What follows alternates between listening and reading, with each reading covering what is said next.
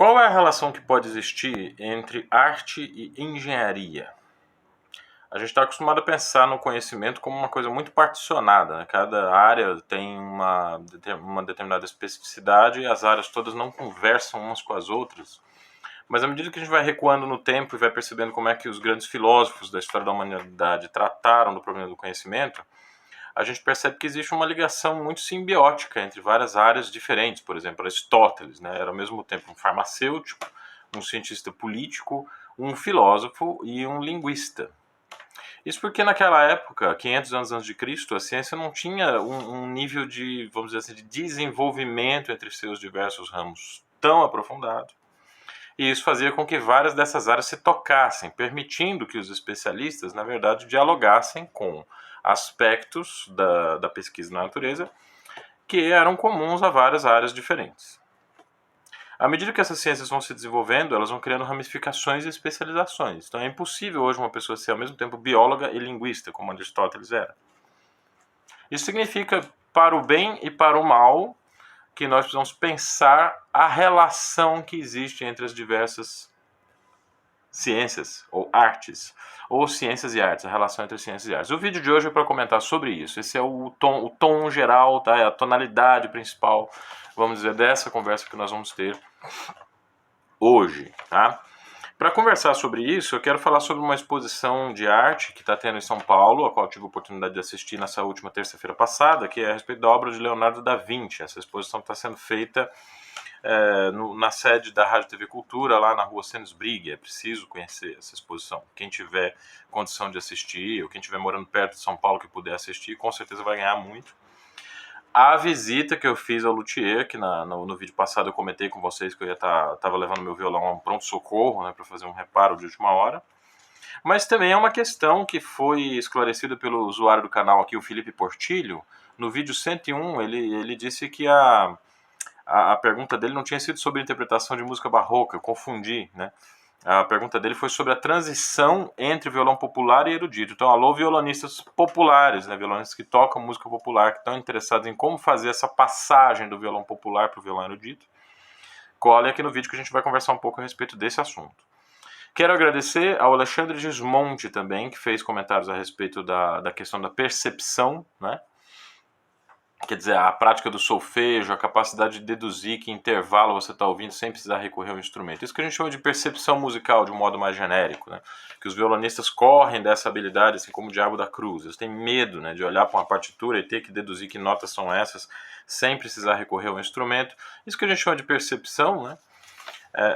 O Alexandre Gismonti está fazendo um trabalho acadêmico a respeito desse assunto que deve ser defendido no meio do ano que vem. Então vamos ficar ligados aí, vamos procurar mais informações a respeito desse trabalho, que com certeza vai ser comentado aqui neste canal, na parte, né, dos vídeos que a gente tem para falar sobre teses e dissertações ligadas ao violão. O Alexandre Gismonti é uma pessoa que eu conheci num camarim de concerto alguns anos atrás.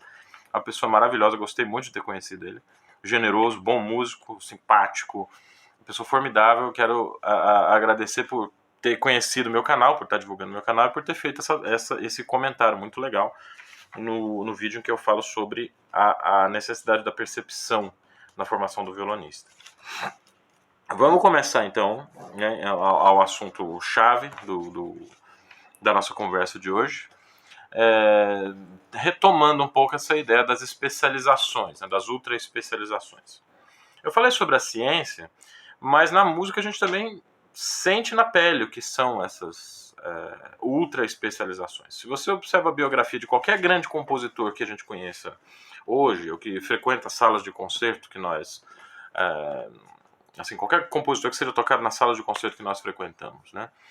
A biografia de todos esses mestres revela que quase todos eles dominavam mais de um instrumento. E eram também compositores, arranjadores e intérpretes, na medida em que existia a carreira de intérprete na época desses grandes compositores. Vamos delimitar historicamente, tá? Eu estou falando da fase pré-Revolução Francesa. Então, pós-Revolução Francesa, nós temos uma configuração da produção musical muito parecida com a que nós temos hoje. Pré-Revolução Francesa, nós temos configurações de produção, de fruição, de criação musical que eram mais fortemente embasadas em valores diferentes dos valores que nós temos atualmente. É lógico que aqui eu estou contando com um pouco de formação em história da parte de vocês que estão me ouvindo, né? A gente não acorda, assim, não dorme medieval e acorda renascentista, né? Você não é uma pessoa barroca até 31 de dezembro de 1750 e a partir de 1º de janeiro de 1751 você passa a ser uma pessoa clássica, né? Essas datas definidas, elas servem para que a gente tenha ali alguma condição de se situar historicamente. Mas os processos de transição podem demorar tanto tempo quanto os períodos mesmo a que nós estamos nos referindo. Então, quando eu falo na Revolução Francesa, eu estou estabelecendo um marco histórico em 1789, que foi quando aconteceu uma revolução muito violenta na França, que assim, mudou a maneira como as pessoas passaram a encarar a ideia de espaço público e a ideia de política. Na França, as pessoas tomaram poder praticamente, né? A classe burguesa, vamos dizer assim, tomou o poder e pela primeira vez os jogos de poder e a administração pública passou a ser dominada por políticos que vinham da sociedade e não por reis que eram, em tese, escolhidos por Deus. Muita coisa mudou na sociedade, no modelo de sociedade ocidental que a gente tem. Uma das coisas importantes que mudaram, que toca diretamente ao nosso interesse aqui para este canal, é a ideia de uma formação pública em conservatórios. Quer dizer, os grandes castelos e palácios foram transformados em museus para visitação pública e foram criadas escolas que atendiam, então, ao grosso da massa da população. A alfabetização passou a ser uma coisa generalizada socialmente. Não se esperava que só os nobres e só os filhos das classes mais abastadas tivessem acesso ao conhecimento, acesso à leitura, acesso a livros, acesso ao aprendizado de instrumentos musicais, mas começou a iniciar esse processo de que o cidadão de um determinado país ele tem o direito a serviços básicos de educação, de cultura. Ora, isso significa que se você precisa atender de repente assim, centenas de alunos, ao invés de poder escolher a dedo qual aluno você vai ter, não dá mais para você dar aula para centenas de alunos de todas as matérias musicais. Iniciou-se paulatinamente, isso gradualmente, iniciou um processo de especialização dos conteúdos musicais. E aí hoje, é isso que explica o fato de hoje nós temos professores de violão que não são professores de canto, por exemplo. Mas Fernando Sor, que é um homem que participou da Revolução Francesa, e que foi educado num mundo anterior à Revolução Francesa, portanto um personagem de transição, né? Fernando Sor nasceu em 1778, morreu em 1839, tá? Ele nasceu, portanto, 9 anos antes da grande Revolução Popular da França, que aconteceu em 1848, mas ele assistiu à Revolução de 1792, na verdade 1789, mas andaram acontecendo outras coisas em 1791, 92, que foram importantes para o curso da Revolução. Este homem, Fernando Sor, era professor de violão, de canto e de piano. Ludwig van Beethoven era um improvisador, um pianista maravilhoso, mas também tocava viola, era capaz de tocar viola em orquestras de ópera, quer dizer, ele dominava todo o repertório operístico com um instrumento que né? Hoje é muito raro você ver um músico que domine ao mesmo tempo o piano e um outro instrumento de arco. Muitos raros são os conservatórios em que é pré-requisito você dominar vários instrumentos. Parece que no Conservatório de São Petersburgo, na Rússia, existe ainda essa prática de você dominar vários instrumentos, ou pelo menos 2 instrumentos você tem que tocar muito bem. Tá? Bom, o que significa isso? Significa que é esperado dos professores de violão e dos violonistas um nível de especialização um pouco mais profundo do que era esperado na época de Fernando Sor. Se Fernando Sor tinha uma preocupação em tocar o próprio repertório e tocava muito poucas peças de outros compositores, o Luciano Moraes e o Mário Lhoa, e o Eduardo Merinhos, o Edelton Gleden, o Cristiano Scucinato, o Sérgio Fernandes, essas pessoas que trabalham com o violão hoje, elas têm a obrigação e a responsabilidade de tratar de um repertório vasto que vai do século XVI até ontem. Os compositores contemporâneos estão escrevendo muita música interessante para o violão e nós temos que oferecer as nossas aptidões musicais para essas pessoas ouvirem o que elas escreveram e para o público ouvir o que esses compositores vivos hoje estão escrevendo. Mas a música de hoje não é só a música né? Não é só a música contemporânea, é a música do nosso passado histórico também.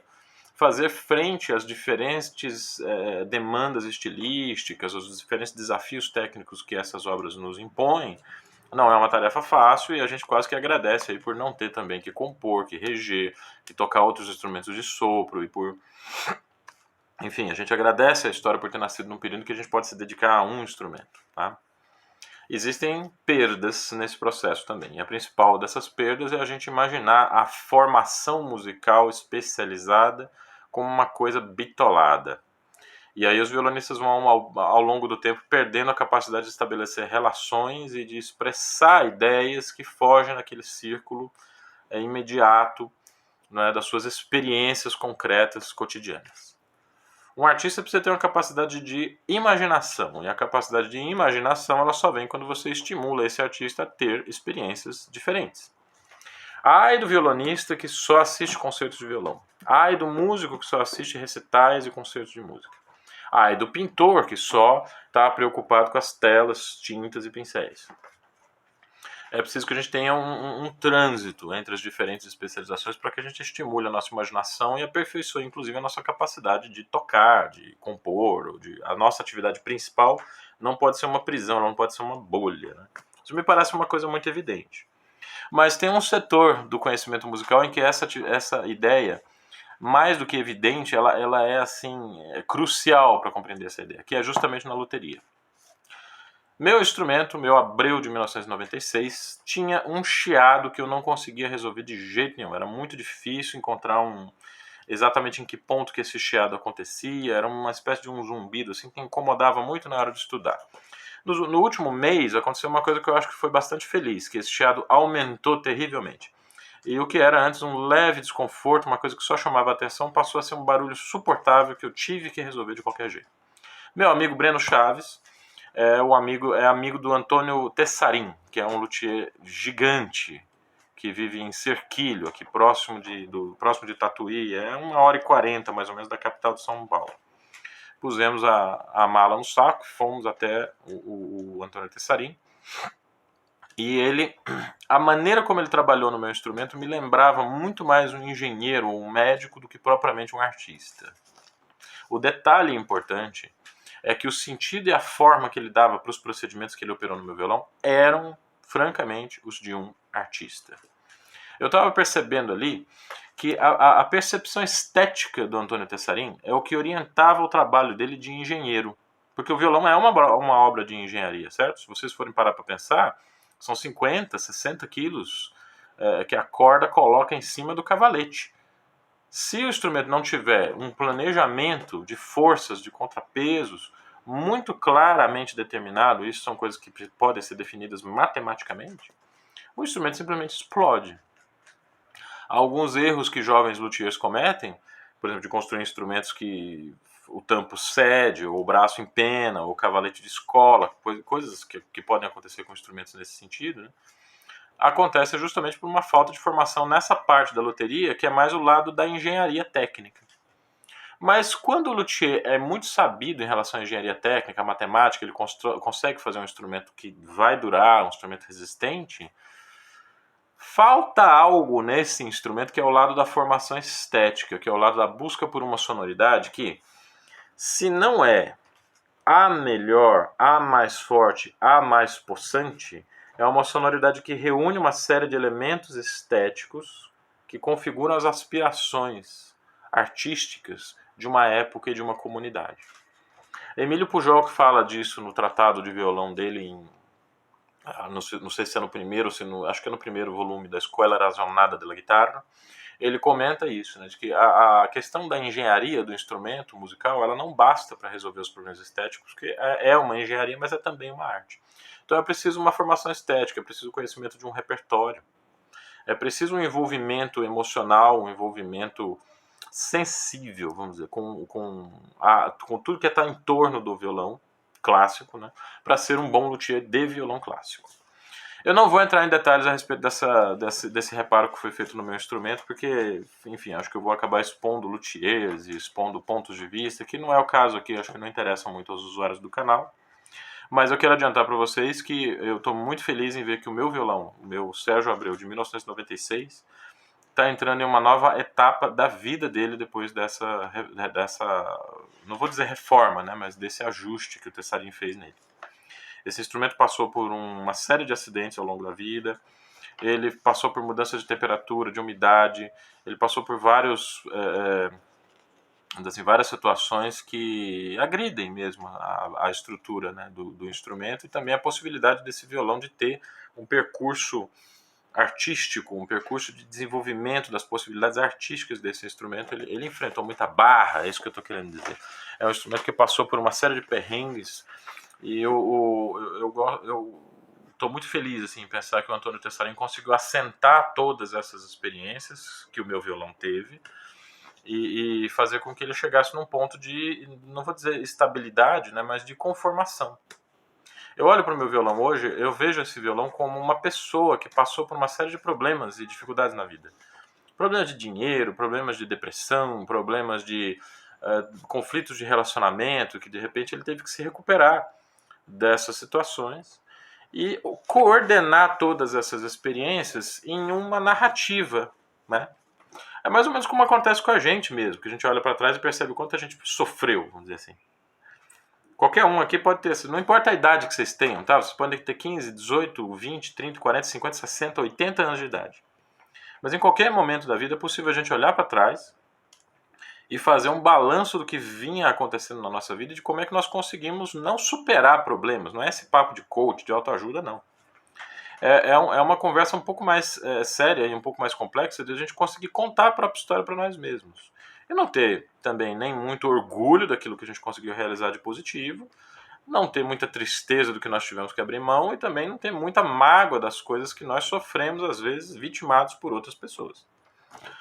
O ser humano equilibrado, né, uma pessoa que a gente fala que é uma pessoa equilibrada, ela é capaz de falar sobre todos os acidentes que ela sofreu ao longo da vida e regular o peso desses acidentes em um arco de vida confortável, coerente e produtivo.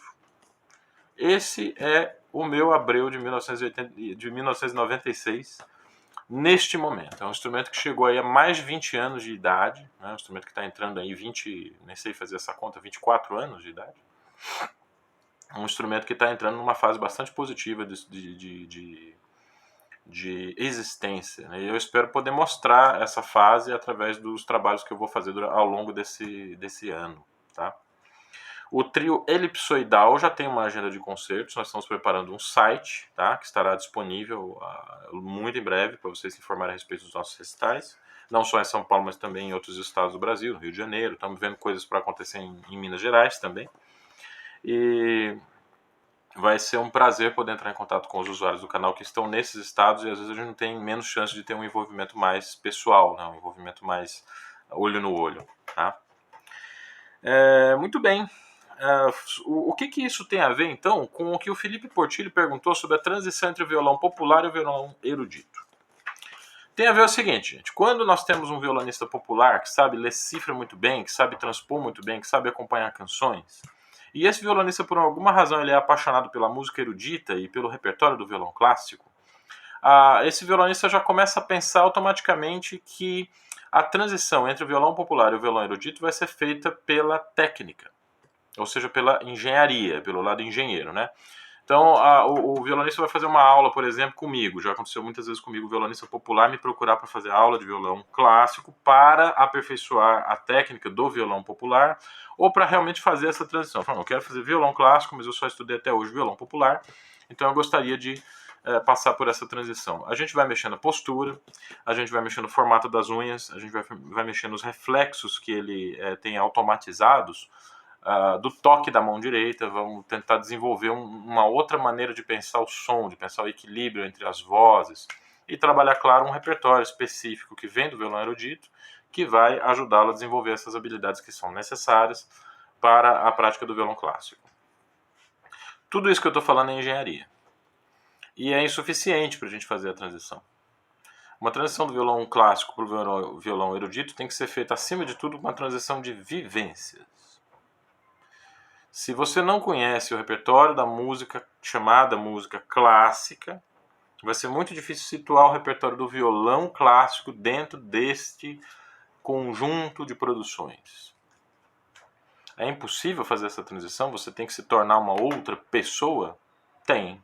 Me desculpe pela franqueza e pela dureza dessa opinião. Quando você escuta uma obra nova, você se transforma por essa obra. Quando você escuta uma interpretação diferente, você se transforma por essa interpretação.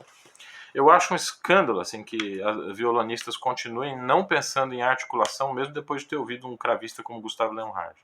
Se você ouviu claramente o que o Gustavo Leonhardt faz, é fundamental prestar atenção em articulação.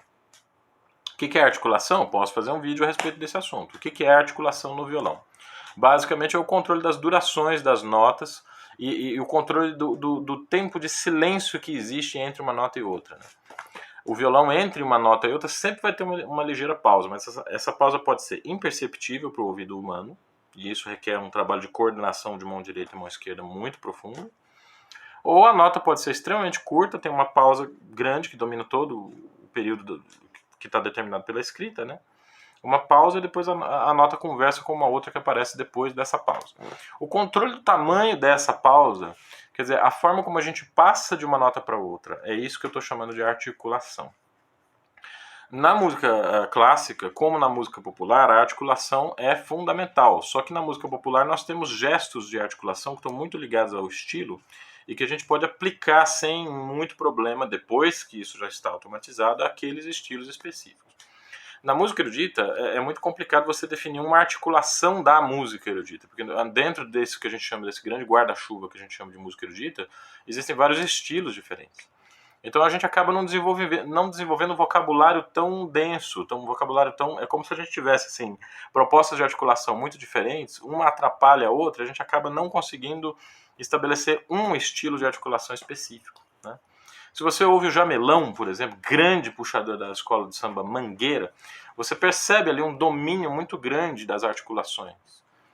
Não é o caso do músico erudito, vamos dizer assim. Ele não pode se dar ao luxo de desenvolver uma forma de articulação e colocar aquilo num estilo só, porque a música clássica não é um estilo, ela é uma forma de escutar.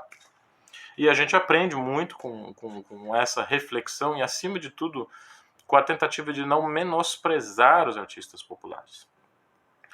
Para não dizer que eu estou tentando puxar a brasa para minha sardinha, né?